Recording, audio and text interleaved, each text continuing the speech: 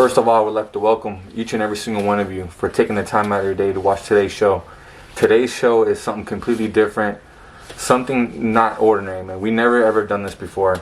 You know, we've always get the side of the killer side, the lifer side, you know, the gangster side, their perspective. However, we've never gotten the other side, the victim side, what they've been through, what they have to go through, what they have to endure every single day, even till today. You know, some families are still suffering. So with that being said, man, I would like to thank you, man, for taking the time out of your day and you actually speaking on the show, man. May I ask, man, what's your name, man? Richard. Richard. Richard, bro, man, it's such a pleasure to talk to you like this, man. You know, the topic at hand, man, is Mr. Rene Boxer Enriquez, man. You know, from the Artesia Street gang, he became a Mexican Mafia member. He's in there, you know, for a few homicides, you know.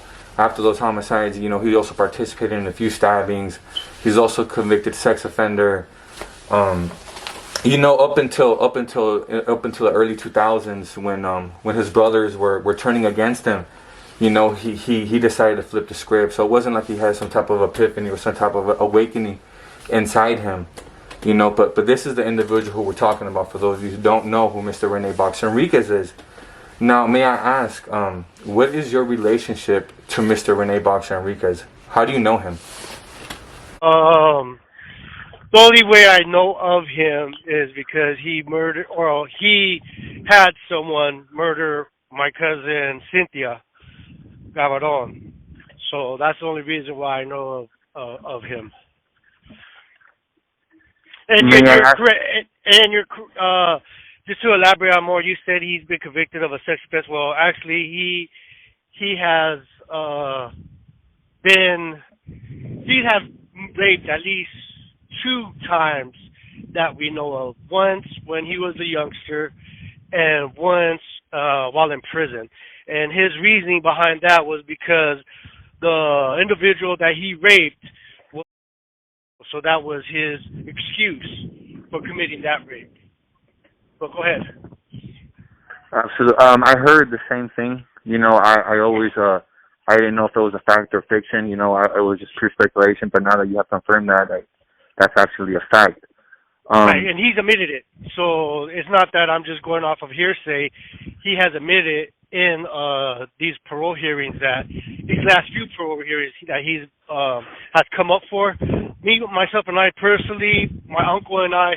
Well, my uncle was involved before I was, because I was assumed that the individual, I was told that he was dead, so he wasn't a thought in my mind. But I could go into later on how I learned that he wasn't deceased. But I've been involved in these parole hearings for the past 3 to 4 times that he's come up for parole. And real quick, my friend, you know, originally, man, I was supposed to speak to your uncle. Can you tell me why, unfortunately, I'm not able to speak with him right now? Well, as of today's date is May 10th. So the governor of California has until May 20th to either agree with the grant parole by the parole board, or to deny it, to reject it. So my uncle right now, around these times when it's in the hands of the governor, my uncle's stress level reaches, 100 times full. So when you approached me, I asked my uncle to see if it was okay with him. He was like, no, I can't do that right now. I'm already stressed out. I got a lot on my mind. I'm worried about this and that, X, Y, and Z. The deadline is coming up real fast. And this is nothing new to us, because as long as I've been involved, the governors, because I think I've been involved in the past 2 who rejected his parole. It's always been like a last minute thing. So it's not like, he gets grant parole, it goes to the board. It goes to the board supervisors.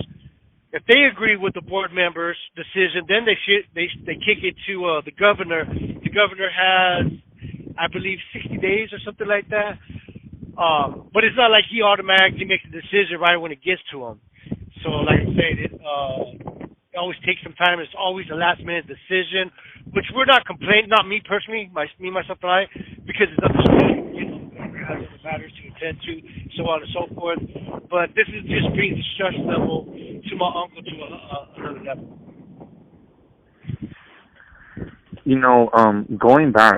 Going back, man. When they had first found out, do you remember the impact? On the entire family.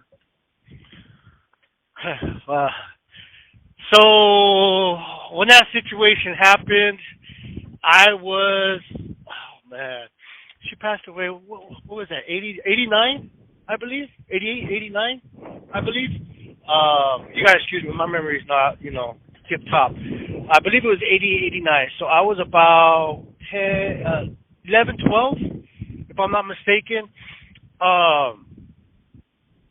They had a family meeting. Everybody went to my uncle's house, which was Cynthia's dad. And my nana at the time, I can't remember how old she was at the time, but she was, already fragile.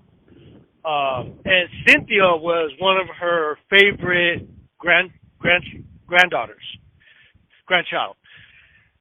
So it was everybody was walking on egg and shells, to approach the matter to my nana to break the news to her.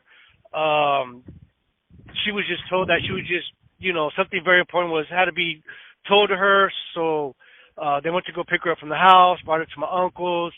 Everybody's at the house.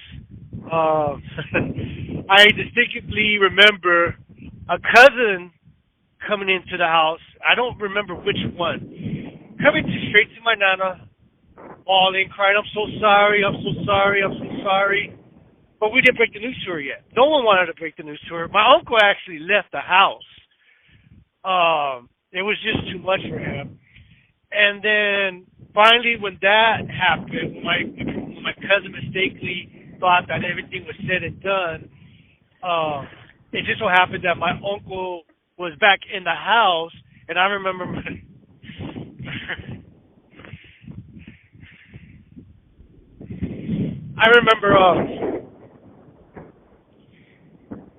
because I was in the kitchen watching this go down. And the kitchen, you got a clear-cut view of the living room. My nana's sitting in a chair at the other end of the house. And got this bewildering look on her face. Doesn't know what's going on. Kind of anxious at the same time, but puzzled. So my uncle gets on his knees and breaks the news.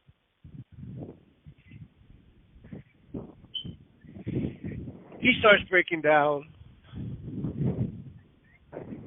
I don't remember too much of the other families' reaction, but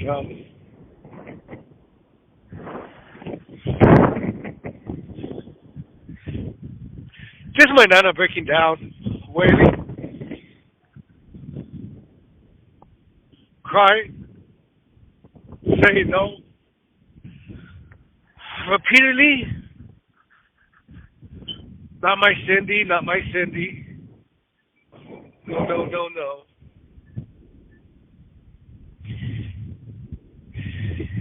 That's just really pretty much it. That's all I really remember of that matter. Her reaction. Everybody was scared to tell her. They wanted to tell her. My uncle lost in the world. And me being at that age, go ahead. No, go ahead. No, me being at that age, I never fully comprehended or understood, the effects of a child being taken away from a parent. But that explains a lot of how my uncle's life, a lot of the events in my uncle's life that happened. Um, yeah, yeah, that's it. What were you gonna say, bro? That was kind of one of the questions I was going to ask you. It was basically relaying in your statement right now. Kind of, I was going to ask, man, like, how did you see them? Like, after everything kind of settled down, weeks, maybe even years, did you notice that they're not the same no more? That they're changed? Their happiness has been robbed of them. I know a lot of people who are robbed of their happiness. Is that something that happened?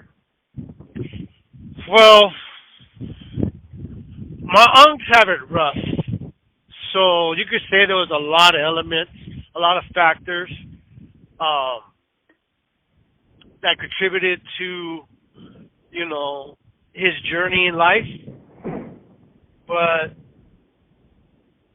this having, you know, I don't even remember how old she was at the time, but I know she was very young. I believe she was like in her, I want to say late 20s, maybe mid 20s. I'm not. Don't quote me on that one. But I know she was very young. I have faint memories of her. Um, but to have your own daughter taken away from you at a young age, the way she did. Like I said, I was young at the time. I didn't really fully comprehend. But remembering what my dad told me, and you know, going through it now with my uncle, once I learned that he was still alive and he was going up for these, and he wrote a book. I was blown away. I thought my uncle was lying. And Did you guys ever get any money off that book? I've always wondered that. Like, did you guys ever get some type of, like, you know, some type of courtesy or restitution or anything like that? Well, recently, so that's one of my unc's point is, you know, the money that he made should have went to the kids, you know, to help with their financial needs. He recently, and I'm going to let you in on a little insight, or I'm going to let everybody in the world know a little insight. This last parole hearing that just happened, he got caught lying. He said that he never got paid from those books. He also said that he never got paid from law enforcement for helping them out. So when he said that, I put up a couple of articles, new online articles from a couple of different newspaper medias after he made that statement to prove that he was lying. So when that happened, that stopped everything because an investigation happens to find out if what he was saying is true and if those articles were saying were true. Now the outcome, the investigation took about, I want to say anywhere between a month and a half, 2 months, if I'm not mistaken. Once again, don't quote me on that one. But the conclusion of the matter was they could not prove that he was getting money from revenue from the book sales or receiving money from authorities for helping them out, but it's common sense that he said his family was getting that money. I believe so. I would have to go back in the transcripts. It's all recorded. It's all in the transcripts. I believe he said that his family members, that he donated some. He said that he was told that he couldn't reach out to our family or to the kids to apologize or to assist them in some way or fashion. So what he did was he donated some money or opening up a non-profit. No, he donated to some kind of police law enforcement organization, which was like, okay, dude, really? You can't donate money to a homeless shelter? You can't donate money to fight drug addiction? You can't donate money to help out single battered women, single mothers, single fathers, children that are homeless? But yet you're going to donate to law enforcement? Why are you going to do that? Oh, I know why. Because you're just showing face. You're just trying to gain their respect because you want them to help you. You don't give a shit about those at the bottom of the totem pole who are your brothers and sisters, who you claim that are the same people that you are assisting. No, you did all that jazz to save your own butt. So you could be favored in their eyes. So he said that's what he did. He was told he couldn't do that, so he donated to law enforcement. So when the investigation happened, like I said, they couldn't prove it, but the board member, I can't remember his name, was on it, said, look, dude, in so many words, paraphrasing here, look, it's common sense to know that if your family members are getting this money, that, they're shooting right back to you. Right or wrong? Absolutely. Right. That only seems right. But they couldn't prove it, so they couldn't say that, you know what, now you're lying to us, so we have to automatically reject your parole request. So according to the California laws and all that jazz, because they couldn't prove it, they granted it to him. But everyone, you could go and request a transcript from this latest parole hearing. It's right there in black and white. That parole board member dug in his butt, laid it out. From my experience, he was the only one that, when I attended all these parole hearings, all these other board members, they worshiped him like a god. They admired this cat, joking and laughing with them, making this as a light matter, basically spitting in our faces like, hey, we already knew it was evident that they were going to grant him before, 30 minutes into the hearing, after they started talking to him. Because they got to go over his history and all that. How does that work? How does that work, bro? Like, are you physically there, present at these hearings? First time, right? The first time we were. My uncle, my memory serves me correctly. The first time my uncle, he had to do it via telephone. The second time, I think maybe he would. No. I think the first time he was physically in the same room with this cat was when I went. And I don't remember what year that was. I would have to go through the paperwork and all that jazz. But, yeah, the first time we were in the prison, in the room, with him. And they're joking up, laughing it up. Right. And you're like, what the hell? Like, no, this cat made he said, oh, freaking. And they started laughing. Like it was, he made some,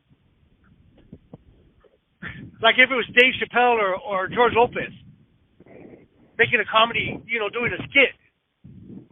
And it's me, my uncle, his other brother, another uncle, the support person that the prison supplies to the victims, a prison guard, and it was 2 or 3 board members. They're all, and his lawyer, the DA, and him. The board members are laughing, his lawyer is laughing, he's laughing. The only ones that are not laughing is me and my family members, the support lady, and the guard. And they thought it was hilarious just because he said the word freaking. This is the attitude that these particular board members were approaching the matter, and how they were admiring him and at all with him, like he was some kind of, like if he was Christ. So I'm pretty sure you were pleased to see at this other gentleman who actually did press the issue, right? Brother, hallelujah, that board member was digging in his butt, laying out the facts, being stern with him. He even brought out, he even asked what questions, he was asking questions that these other brother members didn't even ask, didn't even think, didn't even want to ask, it seemed like.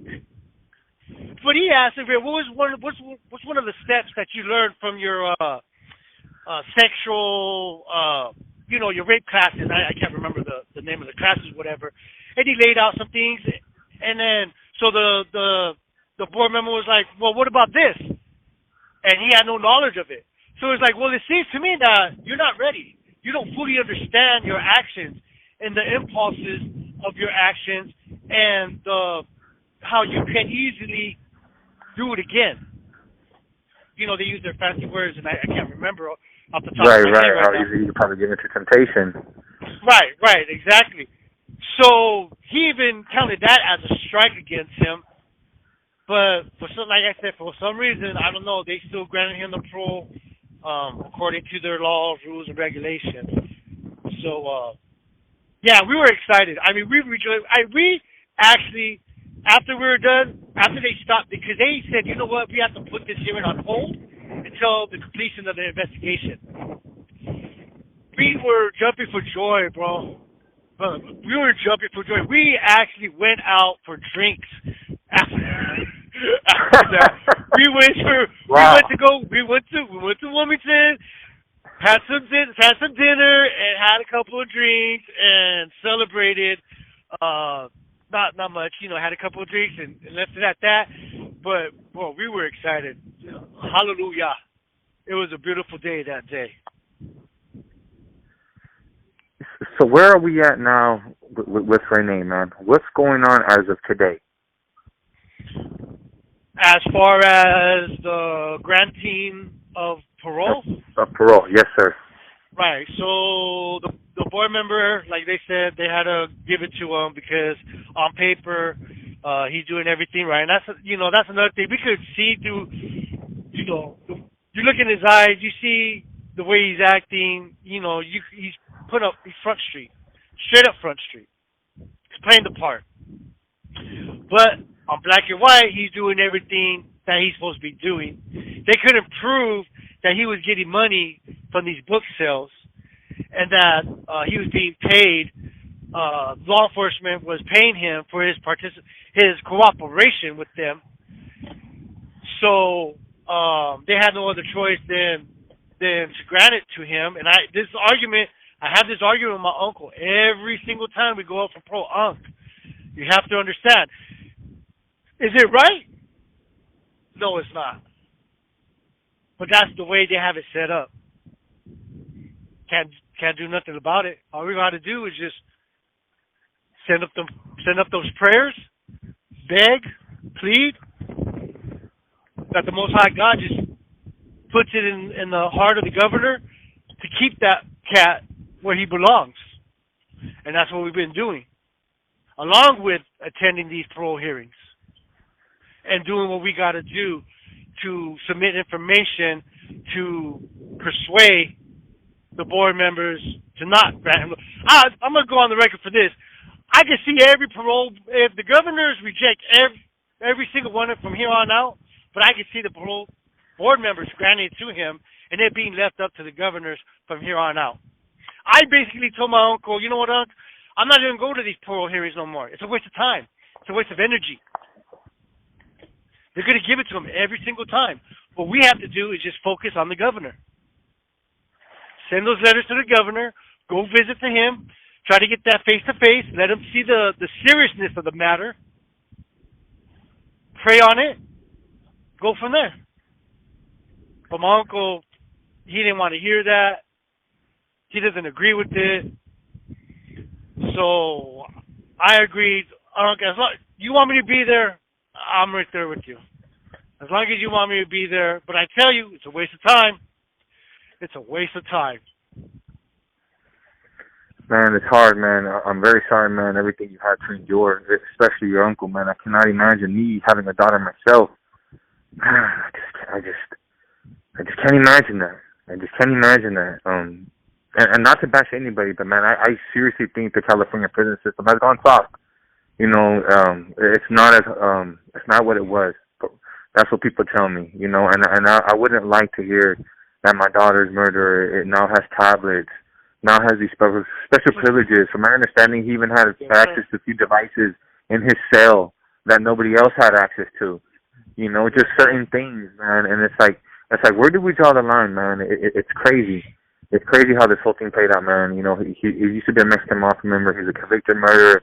He's self-admittedly admitted to participating in several homicides. He's ordered many more. He's been on film caught stabbing someone. It's crazy. The sex offenses.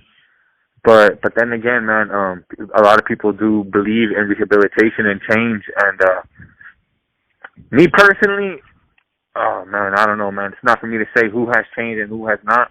But man, Rene, he's very clever. He's very sneaky. He's very manipulative. He's very smart. He's an outthinker. He's very charming. He's very charismatic. He's almost hard not to like. You know what I'm saying? It's like, wow. And I don't say that in a good way. I say that, man, that this guy, he's very smart. He's able to manipulate. You know what I'm saying? So I don't know. If he's changed. But personally, I think that once you have committed several murders like that, attempted murder, stabbing, a few sex offenses, then man, no, hell no. You should definitely not be out in public. And not only to say that, maybe he said that he's not a danger to anybody out in the streets, but perhaps he might be a danger to his family. You know what I'm saying? This is the United States. Pretty much everybody in the dang country knows who this cat is. He might potentially endanger those around him. That's something always to take into consideration, man. But with that being said, bro, is there anything else, man, that you would like to say? Well, that's one of the reasons that the governor has for rejecting his parole is because he will, if he's being released, those surrounded around him will be in jeopardy. They will be in harm's way. And to say that, we don't know if he's truly changed or not, or if anybody has truly changed, you're right. We can't pass that judgment, but we could use righteous discernment and analyze behaviors, words that are spoken. For instance, if you're truly remorseful, you found ways to get drugs in and out, shoot out letters, but you couldn't find a way to shoot out an apology letter to the kids? Really? All of a sudden, all your conniving ways is forgotten? Your serpent in the garden ways is forgotten? That's one. You kind of care about the people and so on and so forth, but yet you donate money to a law enforcement agency instead of donating it to the people, to your own brothers and sisters especially, to combat the filth and wickedness that you put on this earth, selling poison to our people, murdering our people, putting our people in fear, and so on and so forth. Two,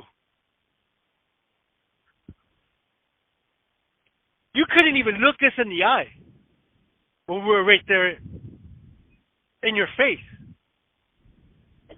Now, we were told that they're instructed not to, but you know what? I'm going to tell you this.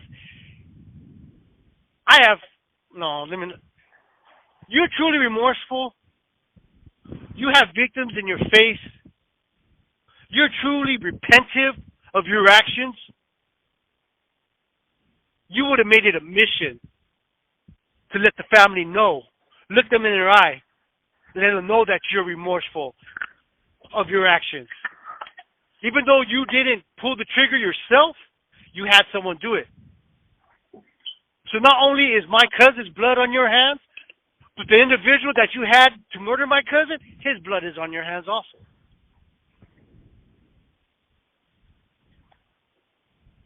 So it's what's said and done.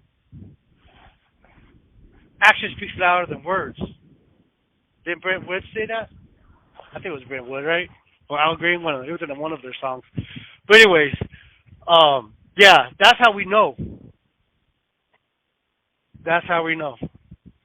And this case, go ahead, bro. Go ahead. No, go ahead. And in this case, his actions don't fit. He's trying to put a square in a round hole. He's just fake and phony. He's just, like you said, it was only because they tried to get at him and try to take his life is when he flipped. It wasn't because of the Maxon Street murders where he said, oh my God, they killed kids and I didn't like it. It was, years later after that happened that you flipped the script and you were willing to give everybody up after someone tried to get in your butt. That's the truth of the matter. And that's in black and white. Anybody could seek that information. That cat, we found, I don't know how true this is, but on the internet, you search it out, he made about 500, they say that he made about 500 grand to $1 million. About the Black Hand? Just in everything, all revenues. He's wow. He's been a part of a couple of different books. Not only book sales, but getting paid from law enforcement, and so on and so forth. That shit pissed off my uncle. If you were to tell Rene something, what would you tell him? What I've always told him. You need to truly repent. You want us to go? Well, I can't speak for my uncle because my uncle's gonna be on his butt until my uncle passes away, Lord forbid, or he passes away. Until someone passes away first, my uncle's not gonna give up. But for me, myself, and I, until the discernment that's given to me sees that he is truly remorseful and repentant of his ways, until God tells me, leave it alone, I'm going to be right there with my uncle. And my uncle knows this. He don't like it. That's the only thing I have to say to him. You could jive with all these cats all you want, but to us, who have eyes to see and ears to hear, you don't get that shit past us. No way. The guard could see that through your phoniness. What he even told us, 1 year he's going in there with a suit and tie. The next year he's going in with a vest, like he's crippled. The next one he's going in with a cane. Every year he's going in worse, playing a part, like he's deteriorating. Oh, feel remorse for me. Oh, please have mercy on me, which he has said to us. Hey, take that up with the Most High God. Beg and plead to Him. So, with that being said, about using righteous discernment and what I would want to say to him, which has been said before, to bring it back on my uncle, because this is about his daughter. It's not about my daughter. It's not about me. It's not about anybody else, but this is about his daughter. That was taken from him by the orders of this cat. My uncle did say, though, bro, that if everything goes, the way we hope, where the governor rejects the parole grant, that my uncle will be in a better state and he will be willing to do an interview with you after that time.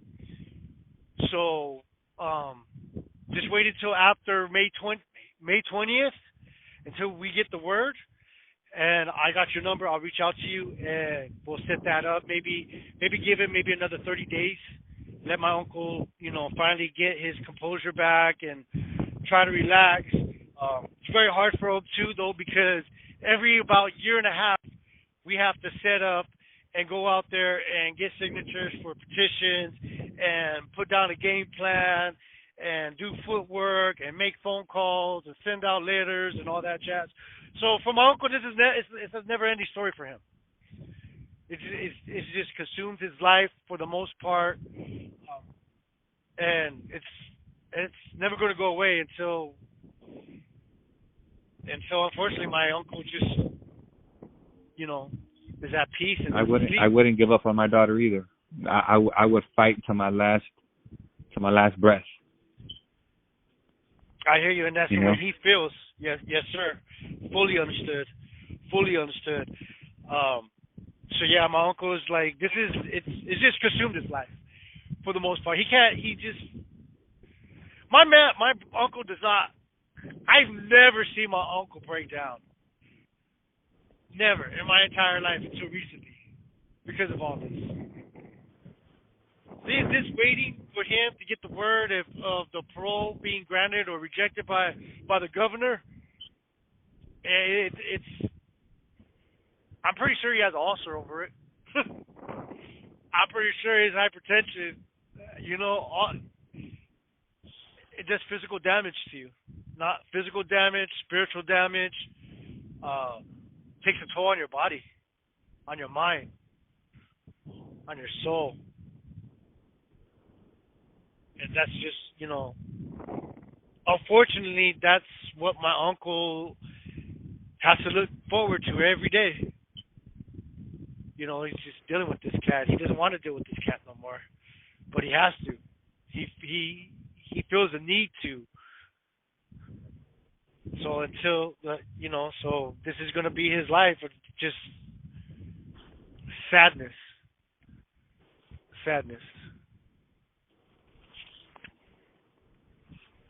I want to thank you so much, man, for taking the time out of your day, man, to do this hard interview. I'm sorry, man, if you had to do this right now. I'm sure it was very painful just to do this damn interview, man.